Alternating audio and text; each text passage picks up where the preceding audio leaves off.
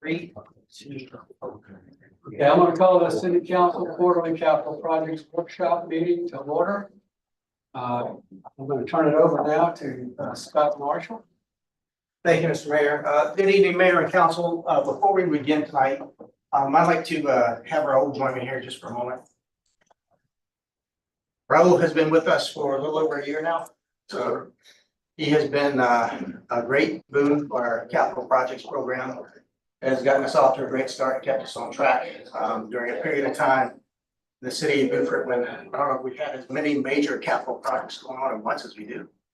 But he has handled them masterfully, but he is now moving on. And so I want to recognize the fact that he's done such a great job for us, and for all, I want to thank you. Thank you, sir. Taking his place will be Brian Ranger. Brian, come on up and join me. Brian is being named our interim capital projects director. We didn't have to go far to find him. He was on our public works staff. You may recall he's a recent hire that was introduced here just last month or the month prior to that. Brian has very extensive construction background. He's got leadership experience as a captain in the Army. He's got project management experience. He checks all the boxes to be able to do well in the job of capital projects director. And so right now we're gonna tag him with the interim role after he and I had a conversation and see how that works out. And if it works out, we may upgrade that. If not, I think he'll mind the store for us until we can get a permanent solution on board. But I have all the confidence in the world, Brian. Thank you, sir. Thank you for stepping up. Thank you. And I think we'll be in good hands. Thank you, Mr. Mayor.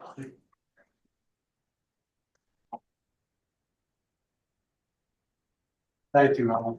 Yes, sir. All right, now we're going to go ahead and get into the discussion on the capital improvements project program and update. Robert, you going to lead us off? Yes, sir. Thank you. Mr. Mayor and Council, I'm going to start with the South Side Phase 2 project. We are all well aware that the first phase was completed, and we therefore, as part of the master plan, looked forward to moving into Phase 2. What you are currently looking at is the Phase 2 layout according to how the engineer and the designer laid out the park. The items that you're seeing numbered are what remain out of the master plan. So that would be the large dog park, the small dog park, the renovation of the parking areas to be extended so that a semi truck can turn around there at the end of the parking lot without any issues. We also were talking about the boardwalk number 6 there to the left that goes along the trail there, along the water. The disc park that was one of the top 5 that folks on the survey wanted. The 2 soccer fields for kids to play in the green area. There's also an extension of the walking gravel trail around the far end close to Battery Creek Drive. And then there's the cement walkway. If you look at the number 2 by the pavilion, there's a cement walkway that borders the entire playing field. That also has some 4 small pavilions with tables for families to be able to sit and enjoy without getting beat up from the sun. There are a couple of other pavilions, one in the large dog park, one in the small dog park, and then some additional trails along the back here at the bottom of the picture to move around the park and the disc golf. These are the items again that out of the master plan were brought into Phase 2, and with all the engineering work, the design work that's done, the engineer's estimated cost for this Phase 2 is $6.5 million.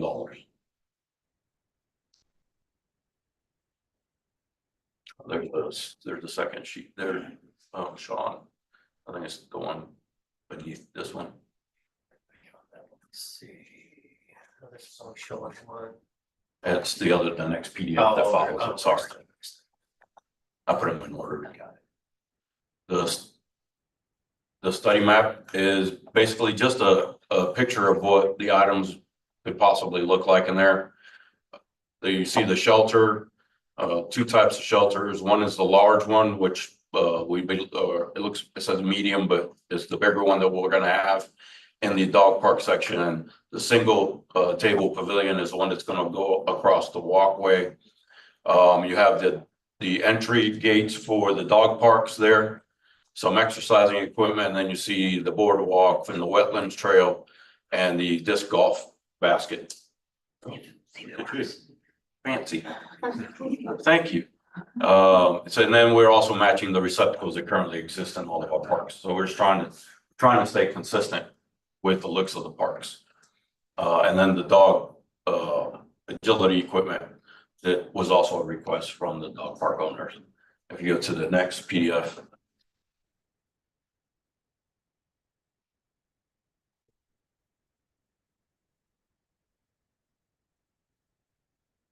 Would it be possible to get a breakdown of the various things in the park, financial breakdown?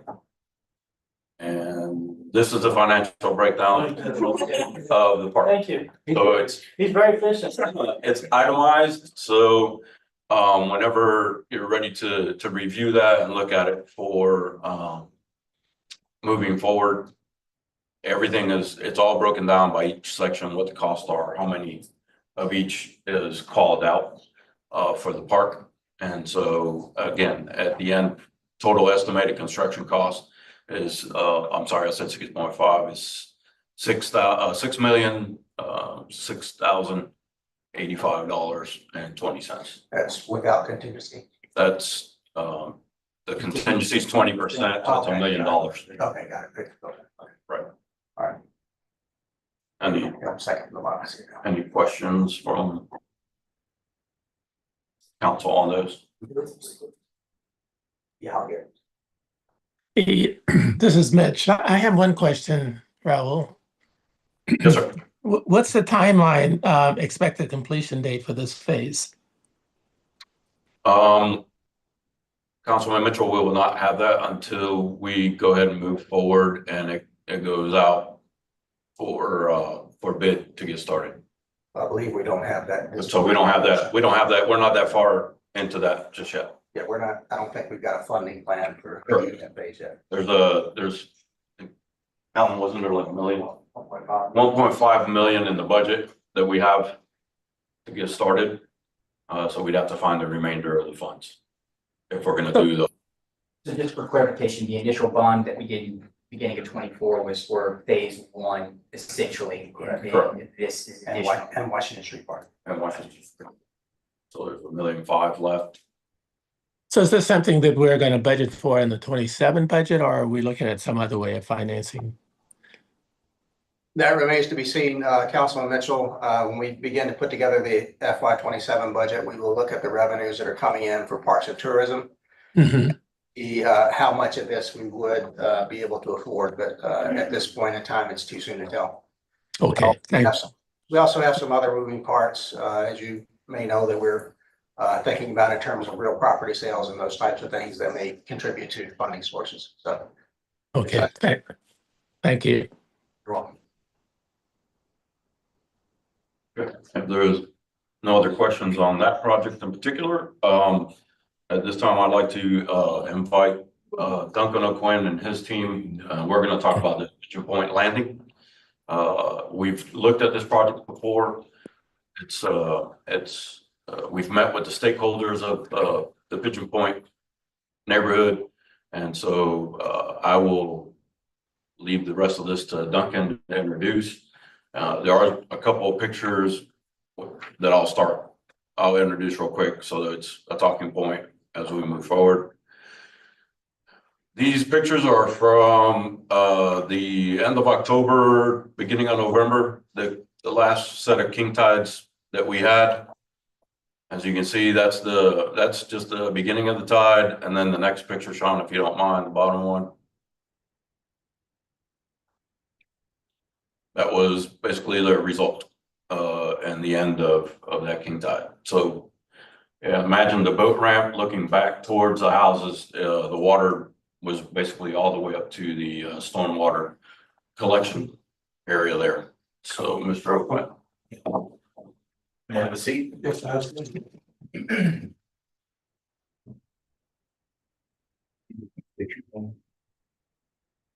I did not, sorry. Which You want this one put up as well? one? That we had, is this one here? That's just a permit. Okay. Well, good evening, Mayor, Council, and staff, council and staff. I've been asked by Raul, and sorry to see you go. You'll be missed. It's been a pleasure working with you. Thank you, sir. I've been asked to give you an update on the Pigeon Point Landing project. Critical area permits and design has been ongoing with McSweeney Engineers, and Davis and Floyd is performing all the stormwater and parking area design work. Permit applications were submitted in July to the Bureau of Coastal Management and the U.S. Corps of Engineers, and that's what we had up there. So you have a whole copy of the permit application that we've sent in. We have received some comments back already. Comments received from BCM requested additional information that was required on the permit drawings. There was no comments indicative of a fundamental issue with what we were proposing. The courts requested more information on avoidance and minimization to determine that mitigation credits were not warranted. We don't think that's going to happen. It's still a question that they're asking. But since the federal shutdown, they've just gotten back to work. Nothing has been received from the courts, and we are still working to get them these answers. Zach with Davis and Floyd has finished up the stormwater design, grading, and site design are complete. Davis and Floyd has sent the revised files to McSweeney Engineers so they can answer the core questions. And what that had to do with the avoidance and minimization of the impacts on one, wetland, and two, stormwater runoff. That's really what they wanted to see. And we were going to, since we were going to fix this property, they want to make sure that we were capturing all the stormwater on site. A big undertaking for us, and Raul started with that picture for the past few months and during our moon springs tide cycles, has been getting the proper information on tides based on empirical evidence. The NOAA published tidal data was pulled from data recorded between 1983 and 2001. As we are aware, water levels have increased considerably since then. For example, NOAA reports that the highest astronomical tide, and this is the highest tide, not a result of a storm or wind or anything, is only 5.40. There's an app, and one of their tide gauges is at the waterfront park. It's by Ho-Ho-Nu. It's abbreviated for something, but that's how you say it. Ho-Ho-Nu has an active water level meter at the Henry C. Chambers Waterfront Park that records live water levels. In October 20th of this year, the spring tide cycle, this meter exceeded 6 feet NAV D88. In fact, the meter does not even record anything over 6 feet due to the fact that NOAA said 5.4 was it. And I have right here, you can see on this date, on October 10th, I'll pass that around. You'll see right here, Scott. Okay. See where it comes out. See that where it peaks. Where it peaks. Yeah. You can see where that peak is wide. We don't have the data because the machine cuts off. We know that it was probably around 6.4 to 6.6, most likely, because on these dates right here, we are also doing a project for the county with Broad River Fishing Pier. And pass that picture around. This was on that date. And this was our waterfront park on that date. Now, this was only in a spring tide, king tide. No significant weather. And only thing we had was a little bit of northeast wind on that day. We had better than a 6-foot tide. No storm involved, no low pressure, a northeast wind with the spring tide. So we have continued to look at that and look at those levels there and compare these to different days. This is Pigeon Point on August 23rd. And this, what is interesting with all this data we found, that right there does not show it being over 6 feet. Now that's at the waterfront park. This is the same night at Pigeon Point, and where you see the water on that asphalt is 6.6 elevation. And we know that for a fact because we have an as-built survey in place. So we know that at the waterfront park, at Waterfront Park's data showed it didn't reach six foot, but at the same time at Pigeon Point Park, it was 6.6. So the reason I say so much to this is because there's been a lot of time, a lot of comment about us bringing this wall to 8.75. And that's why it's necessary to bring it to 8.75. If I had the date and the time to match Raul's picture, that picture there looks like it's even higher than 6.6. And when we have the wave action and all of those things, that's why it's necessary for us to keep it at 8.75, because if the wind and the waves start blowing, it's just going to overtop anything less than 8.75. It could. The other reason 8.75 is the number that we picked is for the stormwater system to work properly also, because we have to get the stormwater system out of the seasonal tides, the seasonal water tables, excuse me, not tides, just the water table. And we have to get it above these tides so it doesn't get into our infiltration system.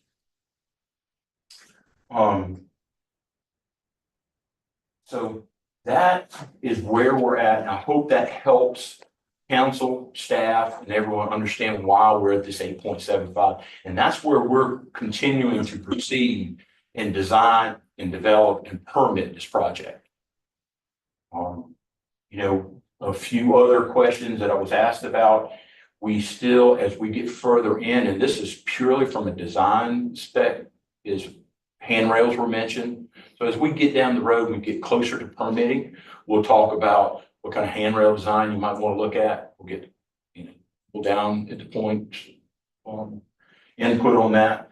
And then we are still permitting the kayak launch. That's been a 50-50 thing, some people want it, some people don't. So we will permit it. We're still permitting. That's right. Permit's good for 5 years. After we get the permit, if you don't want to do it, we don't have to do it this time. It can be a step process if you want to put it in the next couple of years. Other than that, that's all I've got. The final design in our permits. Conservatively, I am hoping to see some permits by late spring, early summer of 2026. Like I said, the Corps of Engineers is just getting going. And we got some permits that are close to a year old, but we still haven't got results. Duncan, when you mentioned the railing, what's the height of that? 42 inches? It will be 42 inches high because that has to be commercial code. We'll have to have it where a 4-inch sphere cannot go through it. So that can be slats, it can be horizontal, it can be vertical, it can be wire. There's so many things out there we can do. If somebody wanted wood, we could go back to wood. That's not my favorite. It is my favorite, but it's not my favorite for a municipal project for maintenance, long-term longevity. It's just not going to hold up. But again, those are things down the road as we get closer to permitting and really getting down to brass tacks of what we want to build down there and what it's all going to look like. And I'm hoping to bring y'all a budget number right after the first of the year. And again, Mr. Mayor and Council, I strongly suggest that when we look at what this thing is going to look like, resiliency is the #1 item. We need to make sure that what we put there ages well, low maintenance for the staff, and it can withstand the battering that it's gonna take during those bad times. So, hopefully everybody will keep that in mind when we look at that. I know that also adds up with dollars, but money well spent up front is money you're gonna save on the back end too. This may be a challenging question to answer. I'm gonna ask it anyway, just to see, based on your knowledge, what does 8.75 get us in terms of longevity and resiliency? How long does that? That I can't answer, but remember when we had the waterfront park and we came before you with the waterfront park and Mr. Shaw from JMT spoke at length about the height of tides and putting a perimeter around the point and all of that. His minimum number was 9. He really felt 9 was the minimum. We came up with 8.75 as a happy medium, just to kind of make all parties happy. If we did have our choice, we would like to be at 9.5. You know, just like, and I always go back to this one because I'm very proud of it. I think the county's proud of it. I think the citizens of Beaufort are proud of Whitehall. We brought that up to an elevation that we know that storm tides will not cover. Boat ramps is absolutely excellent to use. It's at the right angles and everything. So, A little crowded, other than that. oh, it can get crowded now. We don't have no parking there, but we're everywhere we go except for Broad River, and hopefully we're going to cross that bridge at Broad River and make that a lot better. What's the elevation there? At the highest point we've got that picture. Did I give you all that picture? Whitehall. Broad River Fishing Pier. They're all. Right. I believe that number. Are you asking about Whitehall or Pigeon Point? No, Whitehall. Whitehall. Pigeon. Yeah, Whitehall's 9 foot ramp, and then it goes up. All Head of the ramp. Its lowest elevation is 9 feet. Right, and that picture I showed on that day right there, we were looking at a 7-foot tide. The difference between the 8.75 and 9 foot is about only that much, so. I mean, That's a lot. That's a lot when you're talking about water. That's a huge amount. Because you have wind with that, you have the waves action with that, so it tends to, when you have those waves and those higher tides, they're going to hit what's over above it. Your structure, the Broad River Fishing Pier is one of the things we're talking about right now. Water constantly hits the underside of that fishing pier that's there now. So you have a lot of spall in the concrete, have a lot of weakness in all the fasteners and all of the steel, the reinforcing steels and bolts in it. All of the salt water just impounds it, once, twice, 3 times a month. So building it up high enough to keep those things out of that salt inundation is what you want to try to do. Again, to answer your question, at 8.75, that's a happy medium. It doesn't make it look that tall. We were trying to make constituents happy. But again, it comes back up to you. And right now, I will say this, your elevation has nothing to do with our permitting. In our permit, so we can bring it up higher. That is not a permitting issue. If you bring it up higher, does it change anything about the runoff collection, or does that stay the same regardless? Well, no, it doesn't change it, but it just makes it better because now we've got more elevation to be able to deal with slopes and getting in and being able to raise the stormwater system. And correctly, it's coming back to the center. Correct. Okay. Correct. We're going to use what's called an infiltration system. It'll be these big plastic canisters with rock and filter fabric underneath it, and all the storm water will run into these big old canisters, and all the water will be distributed. So it'll be filtered and then distributed, opposed to how it is now, where it just kind of runs off. And it runs everywhere. So no matter what, either, we always have this conversation, and I can't stand the answer of do nothing, because do nothing is not, even while we're having this conversation. So, and whenever we go to break ground to fix anything, we have to bring things up to the standard of what it is today. And that's what we're all trying to do, keep our waterways clean, keep them where we aren't letting all the storm water run off into the rivers and the marshes. And the more we can do that, the better off we are. I'll share a story with Brewer Park, right by Whitehall Boat Landing. You know, the county did that project and it's on city property, but the county did it. And that storm receptor there just works great. You know, I have a house right beside it, so I get to see it and watch it. All the water, the trash and everything goes into that holding receptor right there. And then if you don't have anything over 3 inches of rain, it never overflows. So all of that, all the bad stuff, you know, paper, the cups, the oils, you know, I can see a sheen of oil on top of that water. So if once upon a time, not too long ago, for many, many years, that road being as wide as it is, all of that's been running right into Oyster Factory Creek. So now I see a difference in the water. See, I mean, it helps. And if we continue doing that, it's just going to make it better. Hey, Duncan, this is Mitch Mitchell. I have a question. And I know you may not have the answer to, but maybe you could give us a general perspective. You got a bill now to 8.75, right? Yes, sir. And Whitehall is at 9 feet, you said? From an overall cost perspective, going back to Raul's question about resiliency, to go that extra quarter inch, you know, for the long-term resiliency, relatively from a cost perspective, how much more expensive does it get just to add that other quarter inch, or is the cost equally distributed throughout what would be the 9 feet?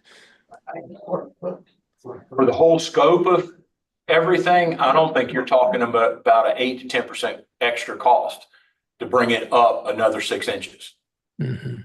in the whole scope of things. Because you've already got the bulkhead, Yes. you know, you're building that, you've already got your overlayment, you've already got your stormwater system. So what you're doing is bringing in some fill a little bit higher on the sheet pile. Your labor's still there. Mhm. So it's not that big of an additional cost to bring that height up. Yeah. For the benefit we would get from that, it just seems to me that, I know we're not there yet, but it just seems to me that it would be worth the investment long term.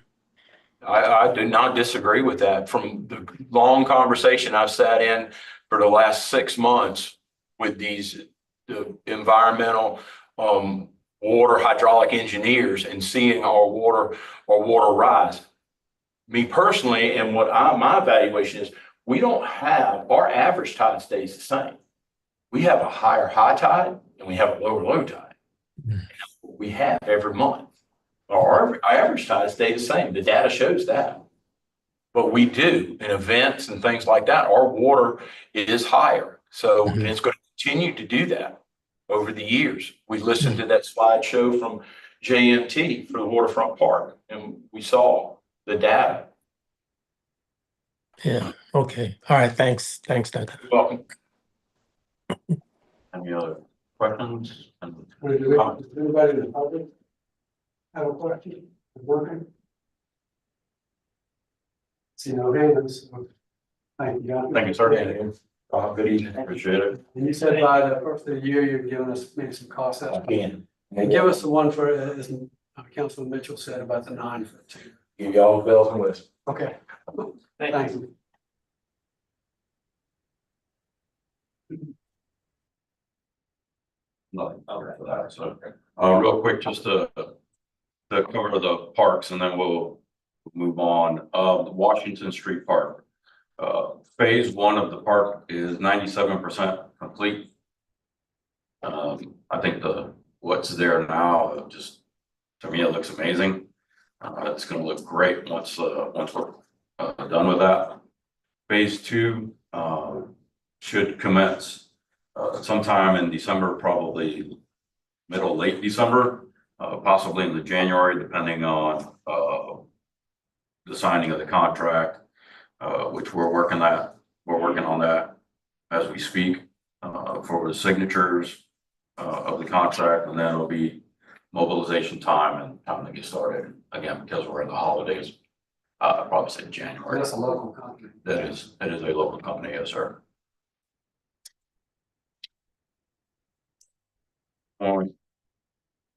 So, I'd like to, at this point, just introduce the team from SCORE, because they have to drive back to Columbia, so I wanted to get started with that. With us today, we have Pamela Kendrick, Shauna Webb, and Kevin Odell. They're the representatives for SCORE, who, as we know, are managing our Charles Craven project. Right, so I gotta say, it's been a pleasure working with them and their team, along with McCormick Taylor. So I just want to point that out. And we are all very well aware that that project is underway.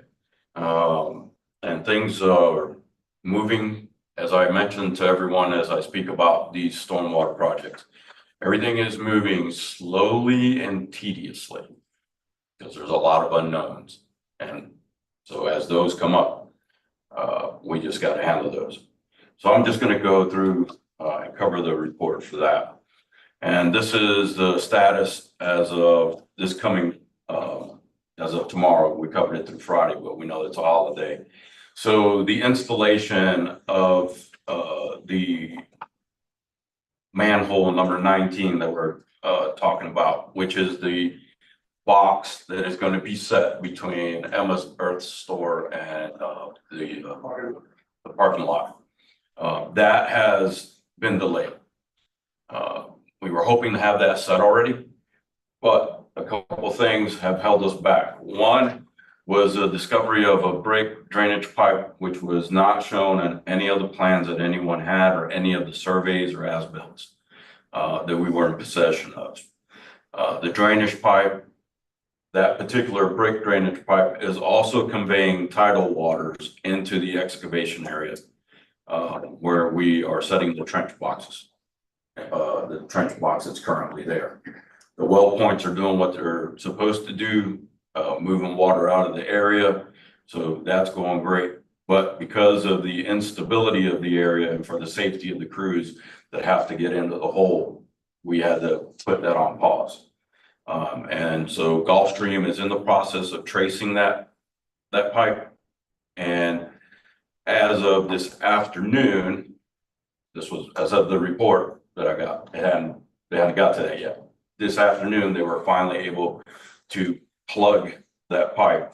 So there is no water coming back in from the river, and they're able to move forward in that hole. And they're putting some sheet piles in today. They're going to finish that tomorrow and then come in hot and heavy again on Monday to get that going. Can you date the pipe? The pipe we found some pipe. They discovered some old wooden timbers, but it looked to be palm trees because they had the fibrous materials that would lead us to believe that they were palm trees. So the archaeologist was in, they took it, Chippo's been informed. So they're gathering the data to see if it's significant, historical, or what we had there. Was it, I guess Palmetto logs or whatever, was it a fort or was it a sort of like a, pipe? Yeah, I didn't get to see that, Mayor, so I'm not sure. Shauna or one of y'all did.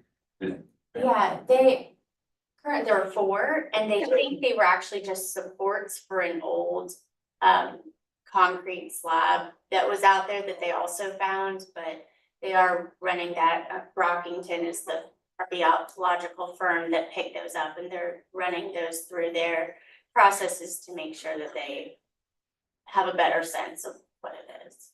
This still pretty much keeps the project going. Sir? This will still keep the project going. Yes, sir. Of course, the project will continue to move until somebody says, hold on, we need to stop, excavate some more, and see if we find something else. But we're currently still moving along. Gulfstream continues some exploratory excavation in the contemplative garden to determine the exact location of the old 54-inch pipe and its penetration through the seawall. They've located a large area of concrete fill behind the seawall within the garden, which was likely placed there during the placement of that 54-inch pipe as backfill in that pipe to seal it up and to, again, try keep water intrusion at a minimal through the seawall. traditional fill would not have been able to have been achieved there, because of the compaction, and the water. They've located a spot in the concrete where the fill ends, and so that pipe has been exposed.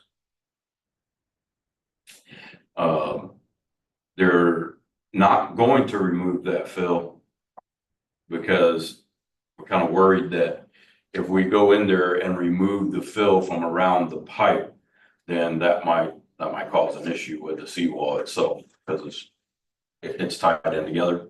So it could cause some instability, so we're gonna leave that alone and leave it in place. They'll be positioning the new drainage infrastructure outside of that concrete fill area, so we're gonna work around that. The concrete fill is at an elevation that will not impact the new proposed outfall approach.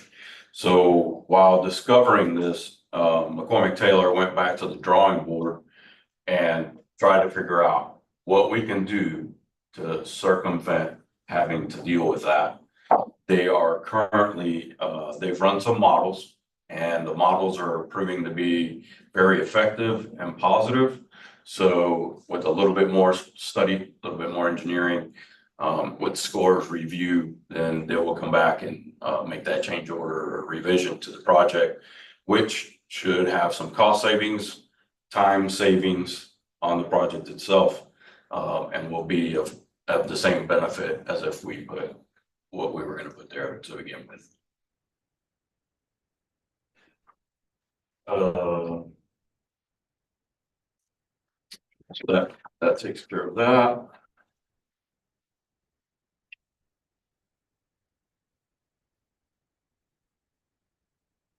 So again, talking to this new method, to avoid the risk of that connection, they ran the drainage model with a scenario that connected the proposed system to exiting drainage pipe. So they're talking about installing a 36-inch ADP pipe at the higher elevation, not that lower elevation, which will still be able to carry the water from upstream out and deposit into the river.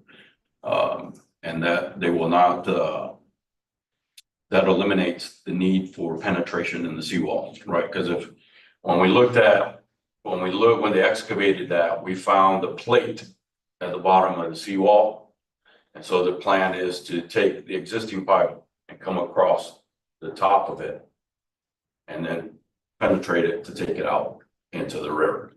So we don't have to mess with the old one again, avoiding any catastrophe with the seawall itself.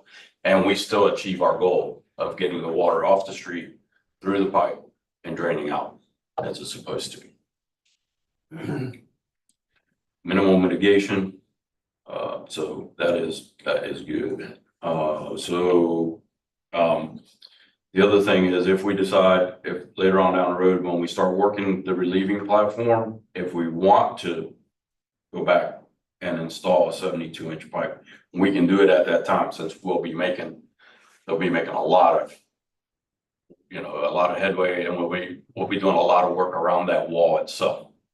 So if at that point, it gets to the point where we're working in front of this 36-inch pipe and that wall has to come down for whatever reason, then we can go back and say, hey, let's just go ahead and retrofit that 72, because the pipe's already gonna be there, and that can be easily done, right? So that's a coordination in that project that needs to take place when we get there. What about the flap gate that you were gonna have for going order? The flap gate will still be installed, and it'll still be in the garden area, so we'll still have that protection from water coming back into the system.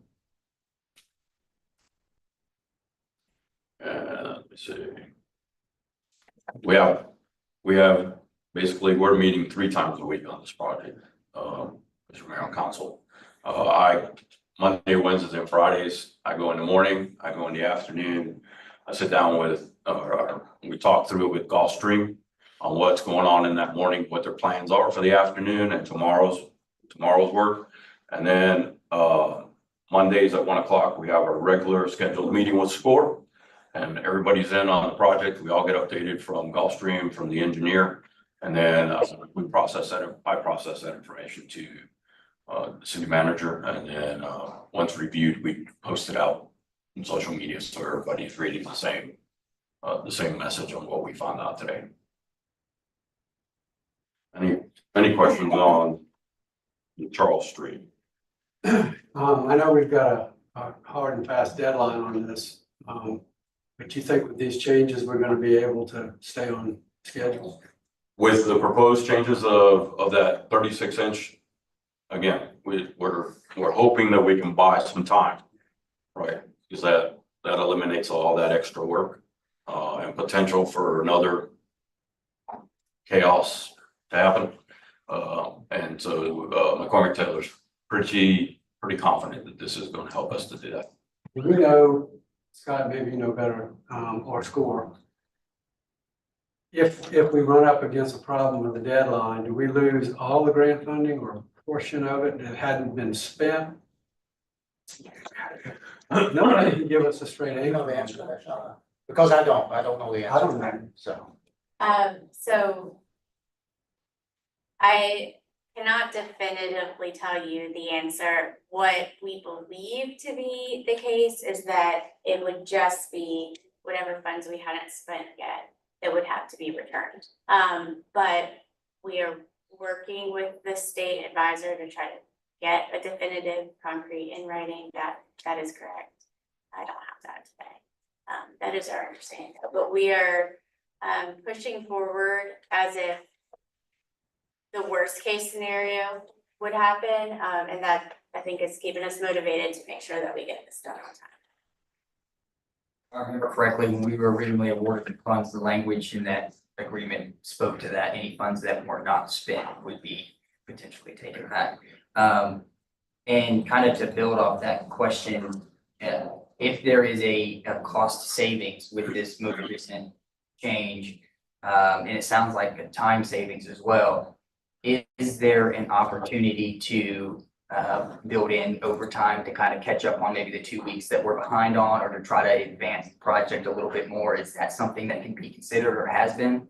Yes, we actually had that conversation on Monday with Gulfstream, because the issues around manhole 19 are causing them some delay on that piece of it, and they started talking about requesting additional time for that, and we said kind of, hold on, let's reevaluate, because we think we're gonna save some time with our new approach at the seawall, and those might cancel out. But then we had a larger conversation about moving forward, looking at this project. To be very frank, I'm not sitting on a free pile of money either, but I think it's easier for us to find money than time at this point. So we did ask them, before you come looking for additional days, please first look at, can you put extra people on? Can you, with the city's permission, look working extra longer hours or weekend days and try to catch up? Because the time extension is the one thing that we don't have control over either, and we don't have it to give. So I think they heard us, they seemed receptive to that conversation. So moving forward, I'd expect that would be something we'd be seeing from them. And then just so that I'm clear on, this would be a 36-inch pipe that would be laid on top of the concrete platform or whatever it is that was found underneath there. So when we move forward on the relieving platform portion, we'd essentially have the option then to either take that up and put the 72-inch pipe down like what was originally planned, or keep that 36-inch pipe in place. And I guess no matter what we decided, would we have to dig back up? Like if we decided to keep 36-inch pipe and we were working on the relieving platform, would we still have to open ground back up, or we could just leave the work that was done now in place and address everything else? Either way, it seems like we would have to go at least into a portion of it, right? That's all gonna wash out, and the engineering work with McSweeney or whoever does the promenade, and how that's gonna be redone. Okay. Any other questions from council? Any questions from the public? Hey, Phil, May I ask a question when the public is done? There's nobody asking a question. Oh, okay. So I just, Lolita, I'm sorry. What is, I know y'all all know this, but what is the exact extent of this project? It goes all the way up Charles Street. It goes over. It goes from the park through the intersection of Bay, up Charles as far as north. Then it goes down north to the corner of West, Craven to the corner of West. And that pretty much covers, So it doesn't go all the way to Carteret. no. That stops at Craven. Yes. Thank you. Councilman Mitchell. so Raul, I'm trying to understand, given the comments by Duncan with the rising water levels and the outfall is going to be into the river, right? Into the Buford River, kind of right off of the Chambers Park. So when the water gets so high that it's the outfall is below the water level, is that when the flap doors close? Yes, the valve or the flap will close and that will keep the water from coming upstream into the system and up into the city. So is the diameter of the pipe designed to hold that volume of water until the tide goes down so that the water can go out? Yes, sir, we're going from 54 to 70 inches. So there's some capacity that's gonna be inside of that pipe to hold that until the tide recedes. The flap valve gets open and it starts to draw the water up. I see. So right now, we don't have that capacity I see. while we're flooding. I see. Okay, good. Thank you. One more question, and this is just from my understanding. When we tie in the 36-inch pipe to the 72, is that tied in at the top of that, or is that tied in at the bottom? And if it's tied in at the top, does that mean that 72-inch pipe has to fill up and get to the top and then come out of that smaller diameter, or how does that work? You know something? So, from what I understand, talking to McCormick Taylor, who can be here tonight, that under the revised design, Ralph, please jump in if I misspeak. That 72-inch pipe will will come into a structure, and then we're gonna leave that existing 54-inch online and add a 36-inch to that. So that we're only putting one 36-inch hole into the seawall. We're not feeling super great about moving through versus taking all the existing out and running the 72-inch all the way down. So right now, that water will come down the 72-inch, fill up that structure, and get into the 54-inch existing and then the 36-inch existing.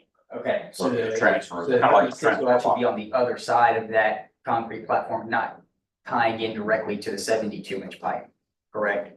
That's my understanding, yeah. Sounds like a step down. Right. Yeah. Ask a question. Yes, Doug. How long is that 36-inch pipe from the head of the bulkhead back? Is it gonna be 36 feet? Or is it a little bit further on? You know, I think it's gonna be further than 36. Yeah. the reason I ask that, because the relieving platform is 36 feet. So That's what we're. we're on the team of fixing the rest of it. So when we dig that back or engineer it, Zach will be doing it. We'll have to know that number where that change is. And I'm sure it'll be on the as-built. Correct. Yeah, McCormick Taylor had modeled this, and then when they saw that worked and everyone agreed to it, now they're working on developing that change into the plan set. So we don't have plans yet of this change, but once we get that, I'm sure we can share that with I think they've already been coordinating with y'all somewhat We have. on that, so I'm sure they'll share that with you. I do think that the plan has been to extend it beyond the relieving platform width. They understand that. Right. We'll probably have to come back to that first, that last box. I would think so. Yeah. Beyond that. Right. And the reason I ask the question is, the less we've got to tear up in the future, Right. the closer they can get it, the better off it's gonna be. That makes perfectly good sense. That's a great alternative. Yeah, and we can we'll send them a message and make sure that they're gonna coordinate the final change with y'all as well. I'm sure they will, but. Thank you. Any other questions from anyone? Okay, hearing none. Oh, we want to move ahead. Yes, sir. Would you move? Power ahead. All right, so next will be the King Street project. JH Hires is set to start this project next week. On the Monday, the 1st, the detour signs for that project will all be delivered. And they'll begin to start setting those up along King Street with the approved SCDOT plan. Then they will start at King and Hamilton, working their way up towards Carteret. The plan is from the 1st through the 12th to start doing the excavation, the removal of the asphalt to get the water relocation portion done first on that section. Do the water relocation, do the pressure testing, and then start the storm drain work on that section alone. So there's a, because of the Buford Jasper portion of this, they want to make sure, because there's going to be water shutdown times. And so Buford Jasper requires a 10-day notice. So when they have that hole open and they're ready to do this relocation, Buford Jasper will send their message via the telephone like they always do. There's going to be a water shut off from on this day from this time to this time, and Hire will get in there and get to it and get it done, get it tested in that time frame, and then the water will be back in service. What's the the time, water will get out service? And in my conversations, being involved with them, thank you guys. In my conversations with them, it's the 3-hour period has been. 3 hours. Yes. What's the date again? From the 1st through the 12th is when they're gonna start opening up the street and working to get ready for that water relocation. DOT, as you know, or their contract paved, repaved East Street. That's correct. Are they gonna have to cut through it, or can they bore under it? Or- The only section of East Street that is going to be affected is if we're coming down from Carteret going down King Street is the right-hand side. Okay. They have to cut that open because there is some valve work that Buford Jasper was going to be doing in that corner. And this is the perfect time for them to do that. So, but that'll get paved, once the road gets done. So, and again, from our conversations at our meeting, they're taking the same approach as Gulfstream. Each section is done, each section is paved, and they'll move on. So minimize the back from the road. Is the hope to be able to accomplish the same distance, so like I think you said a 60-foot section? They have not outlined what that distance is gonna be for this project. So as I'll make sure I ask that question. so I guess where I was getting with that is, as residents are impacted or potentially impacted and don't have, access to driveways or whatever, do we know an estimated time how long they wouldn't be able to? And is there some kind of a contingency plan for maybe some of the elder residents who may or may not be able to have, fire or EMS respond in the case of emergency? There will always be EMS access.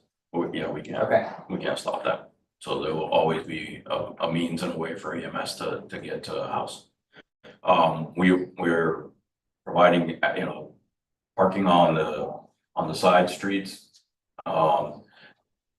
The Chocolate Tree, once we get further up the road, the Chocolate Tree has opened up their parking lot to us to be able to help folks park there, so they can walk right there to that. Part of my plan has always been to get the update for the next day and contact those folks who are going to be affected the next day so that they know what that's going to look like. So I think we're starting at 3 309 or 307 King. So from 307 to I think it's 315, I'll just use those numbers. Right. Come Monday, Brian will be out there, let him know, hey, what are you guys doing? How far are you going? And he'll be contacting the people who are gonna be affected, say, look, tomorrow, this is what you can expect. You might wanna leave a car out 2 houses down or around the corner, and it's gonna be for just today. So that's my, And just because of it's because of the uncertainty of the project itself, we're not able to provide much more of a notice than just the next day, as we know that they're closing up this area and moving to the next section. That's right. that'd be day by day. But they've all been notified that this is coming. I have, yes, sir. I've left hang tags on the doors. I actually had a lot of one-on-one conversations with the folks who were home, ran them through the project, explained what the process was going to be. So, and JH hires with every walk that they've done with the utilities. People have come out to talk to them, so they've been very great about keeping the communication. Folks have walked into their offices and asked them questions. So, I believe they've gotten the information of what it's gonna look like. This just goes to Carteret, doesn't go across, correct? This job starts again, at the corner of King and Hamilton and goes all the way to west. Okay, so we'll. When we get to the Carteret intersection, the DOT has approved night work. So that work will be done overnight, and then the road will be open again in the morning for regular traffic. That's what I was getting at, because that's be a nightmare if we had to close that down in the daytime. There'll just be a nighttime detour around. Good. So, and then the intersection will be open for service. Waterfront Park, as we all know, we're still, McSweeney's still working on the items that were addressed at the meeting with the Waterfront Advisory Committee. Their goal is to have the conceptual ideas of what the future promenade will look like to the Waterfront Advisory Committee by January, as I understand it.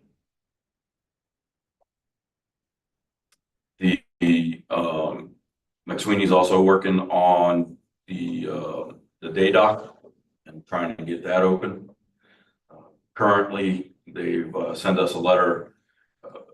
The design and permit portion of that agreement is $25,000. Permit is 3 to 6 months. And the estimated cost of the construction for that, putting in the pilings that are needed, dropping in the, what we're all calling the bridge from the day dock to the park, estimated cost around $200,000. So it actually is a little bit more total than what we have, if I remember correctly, currently in that budget. Is that fair to say? Slightly more. Okay, slightly, just a little, Slightly more. somewhere in that 200. Is there any way to expedite it, permitting to get it quicker? Well, we're going to, once we get the design done, if the permitting phase is still ongoing, we're gonna go ahead and go out for bids for construction. So we're not gonna wait for the permitting to come back. We're gonna go out for bids. So, Okay, great. And other than that's the management, who else? Corps of Engineers. Army Corps of Engineers, right?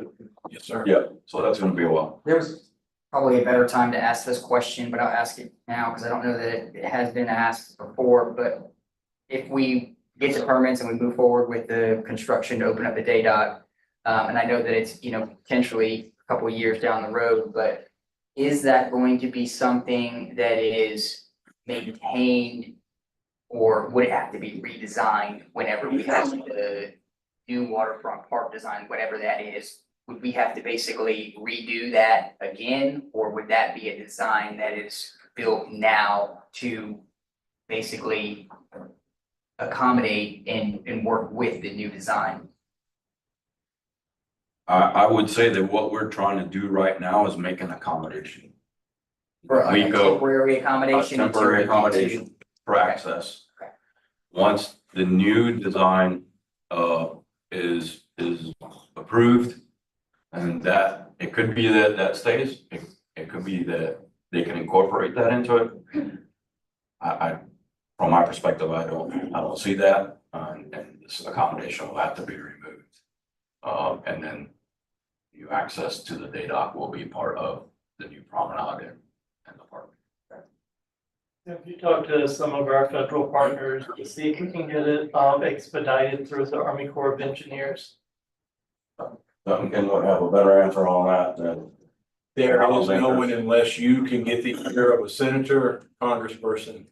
If you get that ear to move it forward, that would be, I would highly Well, one of them suggest, told me they We'll would. do it, we'll do it. that's That can the be way to done. move it forward. That can You be get done their ear.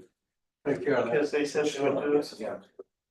And BCM right now is still, we kind of know how long it takes BCM, Bureau, South Carolina. Core right now, it's hit and miss. Like I said, I got some that's a year old. And we're still waiting Can you on tell us some what stuff. we need to do and I think Bill and I can get it done. We're The good. mayor and I can get it done. But we'll answer the question that you asked Raul. It is going to be able to incorporate the existing ramp into the new design. Because when we built the day dock, we raised that platform up. So our hope is to raise the new relieving, it's not going to be a relieving platform, but the new platform is going to be at that height or higher. So it should fit right. We can just put it back. Okay, so at least a portion of it would be able to work with the new elevation. Absolutely. And then the city would have a 50-foot ramp, aluminum ramp that we would use to bridge across. It's not. What's the political capital or whatever we can scramble on. It's there waiting. Moving on to the first South Carolina Volunteer of African Descent Park. Just real quickly. Oh, yes, sir. Can you plug the survey for the waterfront park? This. Oh, yes. Survey. Yeah, we currently have a survey out to the city to review and give their remarks on a survey that was sent out on what they would like to see. And I don't have all the answers to what. Right, well, you can get through the survey through a number of ways, through our webpage. This is the hot off the press, the current edition of the Beacon, which will be mailed to all addresses within the city. And within the Beacon is a QR code to the survey that you can take the survey, and the primary architect of the survey is right here, so if you'd like, you can just briefly go over what's in it. But basically, we're looking for input on what people want to see in the park, but I'll let you get further detail if you want. And do we have the kiosk in place or not yet? We're working on it. Okay. Yeah, so basically the survey was a collected effort from the Waterfront Advisory Committee and council, just talking about ways in which we can engage the community and get feedback that would hopefully accompany the public charrette that would be planned for the first quarter of next year. But it basically goes into identifying, the very first question: are you a city resident? Do you own a business in the city? Are you a visitor? So to kind of identify what your relation is to the waterfront park. But then it goes into trying to understand what people use the park for, what they would want or appreciate in the accessibility today, or what they would want in the future in regards to accessibility. And it's more so centered around the layout or the design of the park and not so much the structural components or integrity of the park. We also factored in a question that is more geared toward business owners downtown, but essentially, is there anything that you think we could do to accommodate or better support businesses throughout the construction? And then are there any changes that you think would be beneficial to the park that would better support businesses or commerce downtown that we can factor into the construction for the long term? Are you looking to put a splash pad in there? That's going in Southside. So, with that being said, we really appreciate, the citizens of the city to get really active in that survey and, give the responses so we can use that as a way to move forward with the project. Moving on to the first South Carolina Volunteer Park, the project continues to gain some momentum towards planning and design. The city and the county are working together via a memorandum of understanding for funding to cover the planning and design stage of this project. This the memorandum of understanding will have a second reading at the county December 8th. So we hope to have as favorable a vote as we did the first go around and be able to move forward with this. It's a pretty exciting project. It'll bring a lot of history back into the city. So looking forward to seeing it come to life one day. Duke Street. We have worked diligently with Davis and Floyd to get this project off the ground. We've submitted multiple drawings, received multiple comments from SCDOT. The latest one was a response from them on what our line of sight should be, what we need to do to make this go through. We used their own drawings and resubmitted it, and they come back with some more questions. So Davis Floyd they are fighting tooth and nail to get us the result that we need. And so I've shared that with the city manager, and might need a little bigger gun than when I carry on my side pocket, but. Well, as you recall, Mayor, I sent her a message on this, and I would hope that there's some engagement going on with DOT. I'll follow up with Representative Erickson and see. But this is an issue where we seem to be going in circles. We're making some progress for a while, where they seem to be receptive to allowing some parking on the street that would resemble the first phase of the Duke Street Streetscape project. And now it's almost as if at the state level, they're not in communication at the district level. Right. And when it gets back up to the state level, they reject it all over again. And it's frustrating, and it's also delaying the project. It is. And I mean, we've done, so we went from having, as Scott just mentioned, regular parking like it is all on the rest of Duke Street. Then we lost 3 parking spaces. Then we lost 5. With their rendition, we lost 5 parking spaces. And I said, that's fine. We'll work around this. Right? And so. What about the utilities? Any work they're having, like power lines or? I don't think that's an issue. That's not the issue. Their whole hang up was the line of sight. We cured that with our own plan, and a new set of eyes looks at it.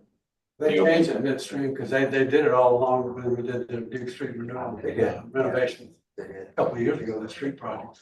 And it will look pretty discontinuous if we develop this streetscape and it's not in the same motif as the first phase. So ultimately, council may be left with the choice if we can't get DOT to budge, and that is if you want to build the streetscape and make it look like the rest of Duke Street, then you may need to take ownership of that road. To me, that's the last resort.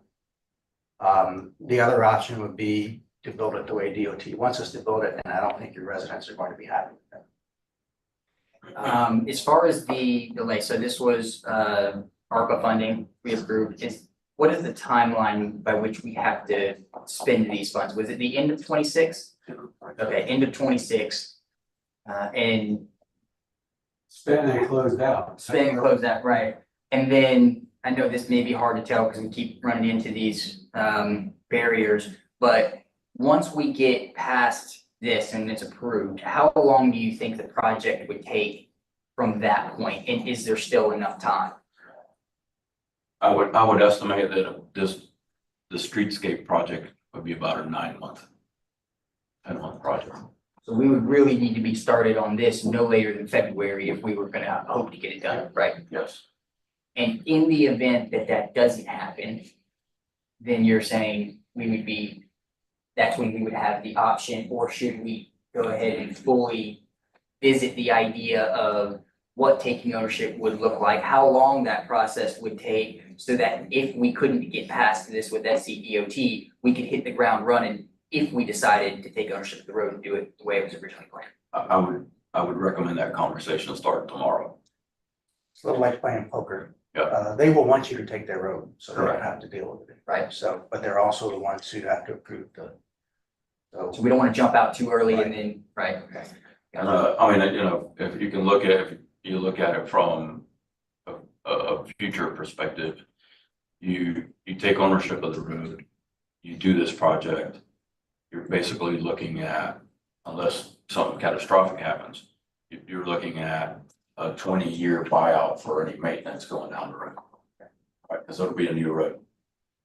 Newly paved, stormwater and sidewalk, it's a 20-year life before you got it. We talk about all of Duke Street, and just from Bladen down to. Rebo, right? Rebo. Remo, yeah. Yes, sir. The section that hasn't been done yet. It's, yeah. And that's the section that was not done because it was not eligible for CDBG. LMI knocked it out, Yeah. they didn't qualify for CDBG. Right, that's why it wasn't done at the same time. Yeah. We have ARPA money in it, so we have to spend the money. But we gotta move pretty quick. So, Scott, in your mind, when do you foresee that conversation taking place to where it's not us jumping out too early, but also factoring in enough time to where if that was going to be the option that we went with, we wouldn't be behind the eight ball? I see that conversation needed to take place at your council meeting on December 9th work session. And we'll try to get as much information as we can between now and then. And it was the site triangles, Correct. that issue was done and then We'll send it back to we sent it back to them, their original design, and what is their? somebody else looked at it and they said, now we have to follow their ISD road manual section for the road improvement. And what is the improvement that is not being done? That's a great question, sir. Okay, so that's They just refer you back to the manual and the section of the manual. well, yeah, and I guess that would be the next step, right, is trying to really understand what is it that they're saying isn't being improved that needs to be improved. If it's not the site triangles now, what is it? And the Davis and Floyd road engineer is basically got no hair left because he keeps pulling his hair out on it. Why won't you give me a definitive that I can work with rather than leading me to some paragraphs Right. that only you know what the exact interpretation is? Why don't you just come out with it and we'll meet that and we can move forward? Is this a national, international code that they're following or something? I think it is a highway standard. It's a highway standard code. So that's NHTSA or something like that. Sounds like the left hand doesn't know what the right hand is Well, doing. again, you send the plan and Bob looks at it. And Bob has to forward it to Kevin. Kevin doesn't agree with Bob, so then it gets rejected back to you. Tell them we wouldn't want to talk about, or Kevin, whoever, but we want to talk to the same person. Yeah. No, so that would be the thing, right, is identifying exactly what they're saying is the issue, but, okay, sounds like we have a. We're trying to pinpoint that. Communication problem. So. 2 more to go and we're done. Bayard Street, that is 95% done with the engineer drawing. They're in also getting some permits. So I would count on a January timeframe for that to come back for review and to go out for bid. So we've gotten yes, sir. We've gotten all the stakeholders' approval. Ben's working with them on signing off. Yes, so. Bid for design, Sorry, bid for design. for Construction. construction.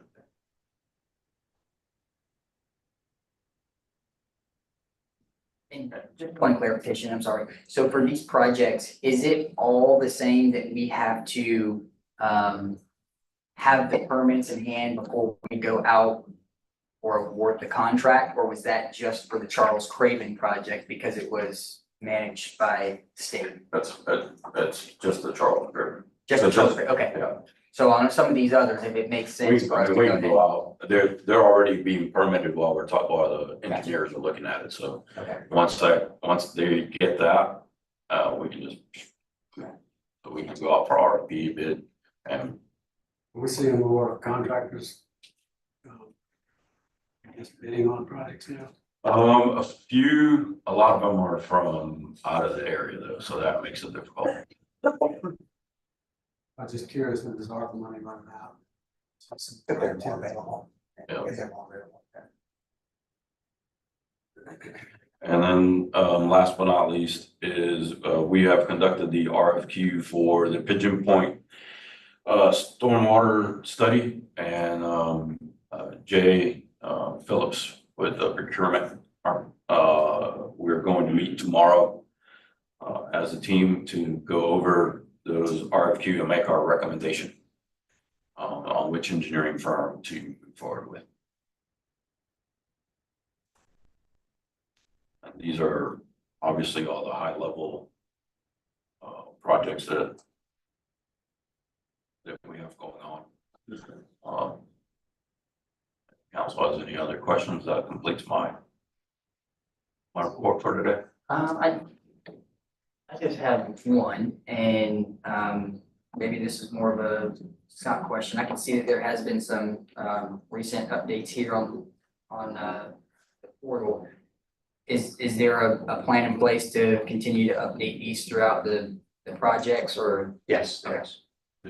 Or speaking of the Airtable? Yeah. The Airtable, Yes. yeah. Okay. David Gregory, who you will be introduced to in December, I think, is the new coordinator for capital projects. Okay. And he is spinning up pretty quickly. And I think the words I heard used associated with him were computer whiz. Oh, So, good. so I think he will be very well versed in keeping us up to date online and help with our transparency. In honor, and am I bringing him and Brian up to speed? Every Friday, when Zero was here to help me out, every Friday we would get together and we'd go through everyone to update what's going on based on the information that we were getting from the engineers that we wanted to post and pictures. Right. So, Well, and I think it's such a good tool. I Right. try to advertise it all the time, even in my statement here, you know, I think that it really, if people get used to coming here correct. and getting their update, then it would answer a lot of the questions that they have. And the only loose recommendation, because I do think that it's great, especially on an iPad or on a computer, is if there was a way for us to integrate it and it'd be a little less clunky on a mobile device, just because people use that. That would be, you know, next step, but just because right now you pull it up on a phone and it's a little bit tough Right. to navigate. Yes. There is a mobile version of Airtable. I don't know if you have, And that works with this right now? it should work with any Airtable. Okay, I would download that and see if it resolves the issue. That's, thank you. I haven't tried it specifically on that, but I've used the mobile Airtable for, Okay, it should. It should. I'll play with it and see if I can. So again, that will, I'll make sure that will be part of their weekly processes on Fridays. We usually used to do it on Friday afternoon, so that way it would post and it would be fresh over the weekend for folks to see. And that would give us a whole week to gather information on what's going on. So. Any other questions from council? Just a comment. Thank you again, Raul, for all you've done. Yeah, thank you. That was a pleasure serving the city. And I really enjoyed it. Before I adjourn the meeting, is there anybody in the audience that wants to ask a question? I'm sorry. Yes. I'm sorry. The King Street project, does that include the new pump station? There is currently no pump station. You remember the city was talking about that about a year ago, so we're not gonna do a pump There's station. currently no pump station. Okay, That's that's- not starting any rumors, will do. No, I knew it was another plan. I knew you came up with another plan, but said there's no pump station. But that project has to be done also by the end of the year, 26. 26. That was killed a year ago. Yeah. I think. Well, the pump station. Pump station was, Yeah. yeah, Yeah, no. with the generator. Thank you, Ralph, for your time. Hey, Mayor, it's Mitch again. Hey, I just want to take this moment to also thank Raul. Due to some self-inflicted technical challenges at the beginning of the meeting, I wasn't on at the very beginning. I apologize for that. But Raul, I thank you again and wish you well and wish you and your family well. And for Brian coming on board, just welcome, Brian, and I look forward to working with you also. Thank you, sir. Thank you, Mitch. And happy Thanksgiving, everyone. Yeah. Happy Well, no other comments or questions. I'm gonna adjourn this meeting.